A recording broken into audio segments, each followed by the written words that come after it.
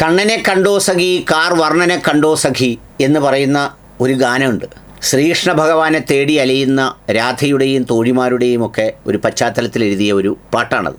കഴിഞ്ഞ കുറേ ദിവസങ്ങളായി എല്ലാവരും അതുപോലെ തേടുന്ന ഒരാളുണ്ടായിരുന്നു. ഈ ഒരു ചെറിയ ഇടവേളയ്ക്ക് തൊട്ട് മുൻപായി നിറഞ്ഞാടി എല്ലാത്തിലും അഭിപ്രായം പറഞ്ഞ എന്നൊക്കെ കാണിച്ച നമ്മുടെ പത്മഭൂഷൺ വെള്ളാപ്പള്ളി സാർ, SNDP യോഗം ജനറൽ സെക്രട്ടറി, ബ്രാക്കറ്റിൽ സ്റ്റേ, ഹൈക്കോടതി സ്റ്റേയിൽ തുടരുന്ന എന്നുകൂടി ചേർക്കണം, വെള്ളാപ്പള്ളി നടേശൻ സാറ് രംഗത്തെത്തിയിട്ടുണ്ട്.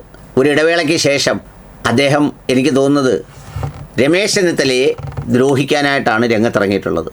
അദ്ദേഹം പറയുന്നത്, VD സതീശൻ ഒരു ബഫൂൺ, UDFന് 100 സീറ്റ് കിട്ടിയാൽ ലോകാവസാനം, സീറ്റുകളുടെ എണ്ണത്തിൽ കുറവുണ്ടാകുമെങ്കിലും LDFന് തുടർ ഭരണം ലഭിക്കും, കോൺഗ്രസിൽ മുഖ്യമന്ത്രി പദത്തിന് ഏറ്റവും യോഗ്യൻ രമേശ് ചെന്നിത്തല, VD സതീശൻ വെറും ബഫൂൺ, സുധാകരനും അടൂർ പ്രകാശിനും സീറ്റ് നൽകാതെ മാറ്റി നിർത്തിയത് സതീശൻ്റെ നേതൃത്വത്തിലുള്ള വേട്ടയാടലിൻ്റെ ഉദാഹരണമാണെന്ന്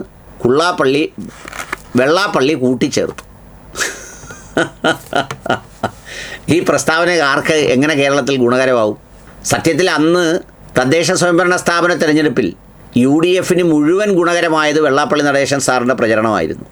മലപ്പുറത്തെക്കുറിച്ച് പറഞ്ഞത് മലപ്പുറത്തെ ജനങ്ങൾ നെഞ്ചേറ്റി.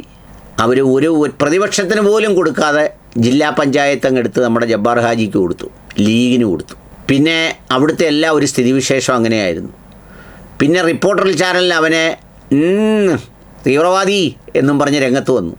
അങ്ങനെ അദ്ദേഹം നടത്തിയ പ്രചരണ പരിപാടിയാണ് പിന്നെ നമ്മുടെ അയ്യപ്പ സംഗമം, അതിൻ്റെ വേദിയിലെ കാറിലുള്ള സഞ്ചാരം, മലപ്പുറത്തെ സ്കൂളുകളുടെ എണ്ണം, സാമ്പത്തിക പുരോഗതി, വളർച്ച, അതിനിടയിൽ ക്രിസ്ത്യാനികൾ കിട്ടും വെടിപൊട്ടിച്ച്, അങ്ങനെ എല്ലാം സാക്ഷാൽ നമ്മുടെ വെള്ളാപ്പള്ളി സാറ് നിറഞ്ഞു നിന്നിരുന്ന സമയത്താണ് അദ്ദേഹത്തിൻ്റെ സെക്രട്ടറി പദവി അങ്ങ് പോയത്. അതോടുകൂടി പുള്ളി ഇത്തിരി ഉൾവലിഞ്ഞ് റെഡിയായി രണ്ടാം അംഗത്തിന് രംഗത്തെത്തിയിട്ടുണ്ട്. അദ്ദേഹം എത്രമേൽ പ്രചരണം നടത്തുന്നോ, ആർക്കെതിരെ പ്രചരണം നടത്തുന്നോ, അവരെല്ലാവരും രക്ഷപ്പെടും എന്നുള്ളതാണ് കേരളത്തിലെ ഒരു സ്ഥിതി.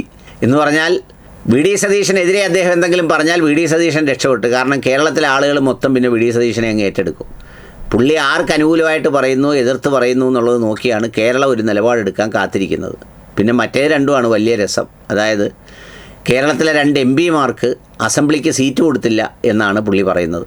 പുള്ളി ഈഴവ സ്ഥാനാർത്ഥികളെ മത്സരിപ്പിക്കാൻ ആരും ശ്രമിക്കുന്നില്ല എന്നൊക്കെയാണ് പുള്ളിയുടെ വാദം. പക്ഷേ എവിടെങ്കിലും അവരെ മത്സരിപ്പിച്ചാൽ അവരെ തോൽപ്പിക്കുന്ന ഒരു സ്ഥിതിയിലേക്ക് എത്തുന്നത് കൂടാതെ, നമ്മുടെ ശിവഗിരി ആശ്രമത്തിലെ സ്വാമി പറഞ്ഞതുപോലെ, ഇപ്പോൾ ഈഴവ സമുദായത്തിലെ ആളുകൾക്ക് ബാക്കി ന്യൂനപക്ഷ സമുദായങ്ങളിലുള്ള ആളുകൾ വോട്ട് ചെയ്യാൻ മടിക്കുന്ന ഒരു സാഹചര്യം കൂടി കേരളത്തിൽ ഉണ്ടാക്കിയെടുത്തു വെച്ച ഒരു മഹാനാണ് നമ്മുടെ പത്മഭൂഷൺ സാറ്. ഏതായാലും പത്മഭൂഷൺ സാറ് രംഗത്ത് വന്നതോടുകൂടി ഇനി ഇലക്ഷനും മണി കലക്കും.